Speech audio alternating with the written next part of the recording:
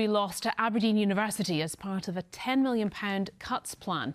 Proposals by its governing body, seen by BBC Scotland News, say the institution's facing stark financial challenges and is opening an early retirement and voluntary redundancy scheme next week. The university is not ruling out compulsory job cuts in a dispute which has seen staff members go on strike. Louise Hosey has more.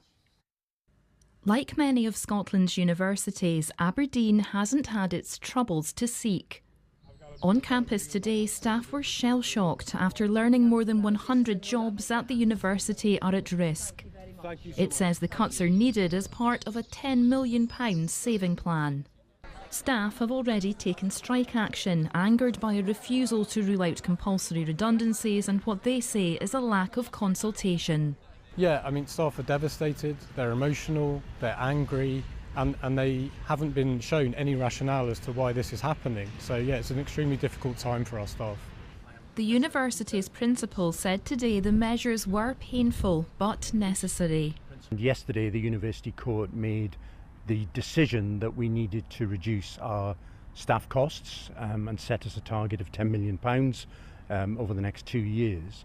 Regrettably, that will mean that we will need to reduce our academic staff headcount, and I absolutely appreciate that. It's an incredibly difficult thing for our staff to hear.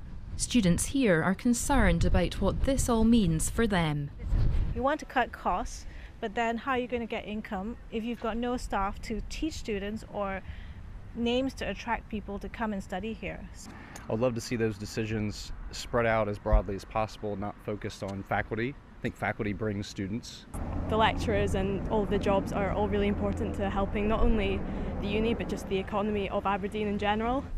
Aberdeen isn't alone. Many other universities are also having to cut millions. That's led to repeated calls for more funding. I think Scotland as a country needs to have a very serious national conversation about what does it want from its higher education sector? What kind of higher education sector does it need? What's its role in society? And then as part of that, what are we willing to pay for it?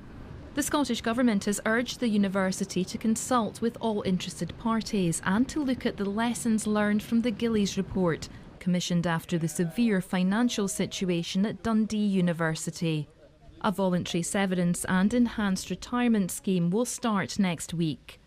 Meanwhile, staff at Glasgow Caledonian University are to be balloted for strike action over redundancies, the latest indication of the tough situation the higher education sector finds itself in.